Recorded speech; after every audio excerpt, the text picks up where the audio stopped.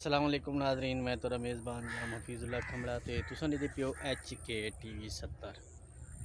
ਤਾਂ ਦੋਸਤੋ ਅੱਜ ਮੈਂ ਹੀ ਟਾਈਮ ਆਪਣੇ ਫਸਲ ਵਿੱਚ ਖੜਾ, ਸਾਰਿਆਂ ਦੇ ਫਸਲ ਵਿੱਚ ਮਾਸ਼ਾਅੱਲਾ ਜਿਤਨਾ ਵੀ ਬਾਸਮਤੀ ਹਨ ਸਾਰਿਆਂ ਨਿਸਰ ਗਏ ਤੇ ਮਾਸ਼ਾਅੱਲਾ ਹਾਲ ਤਾਂ ਠੀਕ ਹਨ। अल्लाह की तेरी रहमत करे से तो मैं क्या दोस्तों ने कटे शेयर करूँ कि कोशिश करो यार। तो आपको आज एक चीज़ दिखेने से कि मेरे पास भी लगे थोड़ा जा मैं तो को दिखे सा जो ये चीज़ लगती पी हो तो फौरी स्प्रे करो।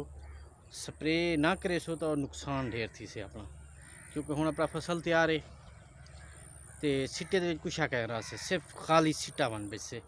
तो अज मैं तो कोई चीज़ जरूर दिखे सा तो जिते थोड़े जे मैं अज डिठे कि चंद सिट्टे हैं जो थे खड़े हैं स्प्रे अस फेर दी से परसों थे खड़े हैं लेकिन स्प्रे फेर दी से लेकिन अज जो बिल्कुल सुक गए। तो मैं तो हूँ चीज़ को दिखाना है कि यार दोस्तों कोशिश करो कि अपने फसल की केयर करो। हूँ यो वक्त है ही वक्त ब्या वक्त कह नहीं आना, क्योंकि चंद ही जाड़े ने अपने फसल तैयार थी मन। तो नाजरीन और मैं हूँ तो को चीज़ दिखे ना जो कितने ठीक। अस्सलाम वालेकुम, ये देखो नाजरीन ये बाग वाला पौधा है, ये 3-4 को लगा हा अस स्प्रे करती इसे तो बाकी क्या सही थे आगे।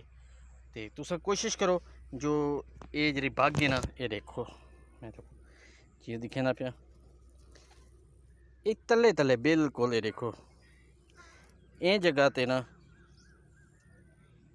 एक को कीड़ा लगते एक कीड़े की जगह बिल्कुल देखो हूँ तो बाद या सिट्टा है ना बिल्कुल ख़त्म थी वेंदे। ये देखो इन कोई दाना कहना उसे बज़ाहिर भी सुक गए लेकिन इन दाना कोई कहना उसे देखो बज़ाहिर सुक गए बिल्कुल इवें लगता है कि जियां सारे सुक्या खड़े हों, लेकिन इन कोई चावल कहनी बिल्कुल खाली दा खाली है।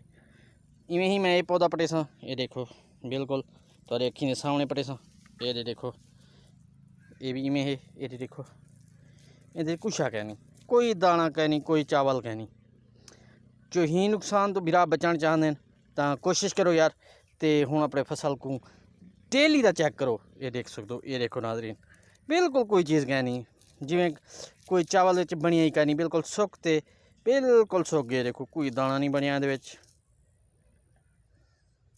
जे अपने फसल को बचाना है तो कोशिश करो दोस्तों हूँ डेली का देखो डेली का फिरो जिथा तो कोई एक पौधा लगता पाया हो तो फौरी स्प्रे करो, क्योंकि स्प्रे कराने बड़े फायदे हैं। जो स्प्रे आप ही टाइम तो ना कर सके उसे तो आपको काफ़ी लॉस हमसे चावल की तादाद बहुत ज़्यादा घट थी से। तो कोशिश करे सो अपने फसल की केयर करो दोस्तों।